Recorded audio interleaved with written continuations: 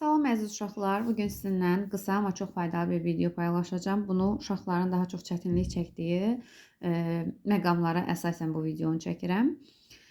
Müəyyən sözlər var ki, bu sözlərin hansı nitq hissəsindən yarandığını ilə bağlı uşaqlarda çətinlik yaranır və bu çətinliyi yaradan başlıca səbəb həmin sözlərin amonim olmasıdır. Bunun üçün bir neçə nümunə seçmişəm və bu nümunələr əsasında bunu anlamağa çalışacağıq.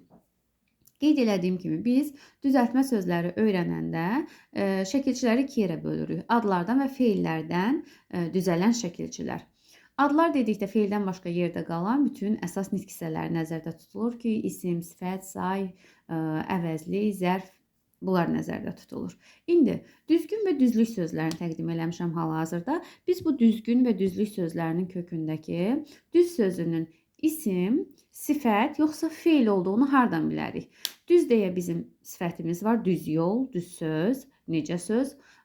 Düzmək deyə feil var və muğan düzü, mil düzü dediyimiz isim kimi 3 dənə amonim mənası var. İlk öncə biz xatırlamalıyıq şəkilçini ki, gün deyə şəkilçimiz var. Feil düzəldən, daha doğrusu feillərdən sifət düzəldən şəkilçidir.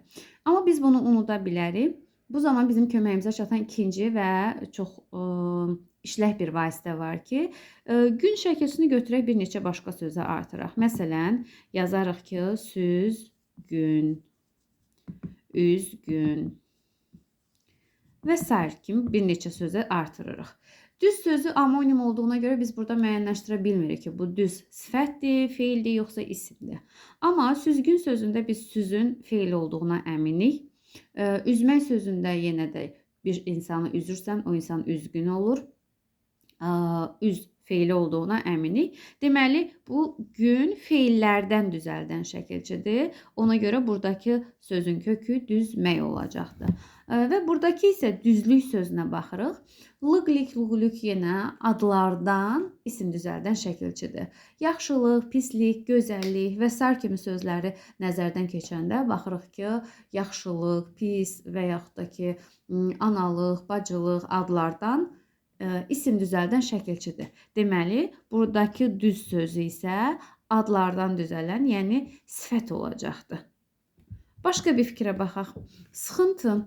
Intı, inti şəkilçisini də yenə xatırlayanda bilirik ki, sıxıntı özü isimdir. Intı isə feillərdən isim düzəldən şəkilçidir. Bunu əzbər bilmədiyimiz halda yenə ikinci varianta biz əl atacağıq daha doğrusu. Sıxıntı olmasın, yazırıq ki, çıxıntı. Çıxıntı sözündə yenə intı şəkilçidir.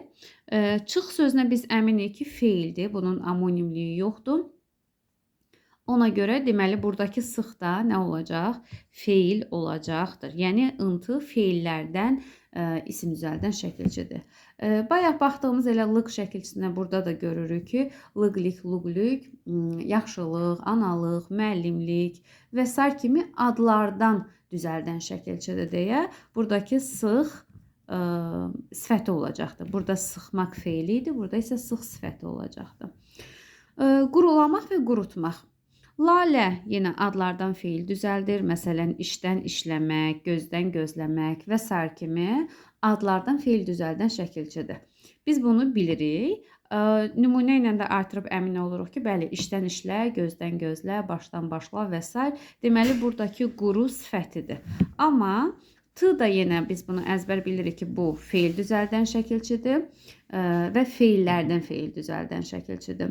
Məsələn, artıraq başqa bir sözə oxutmaq. Burada sözün kökü oxumaq feilidir, biz buna əminik. T feildən düzəlib, ona görə quru feil olacaqdır.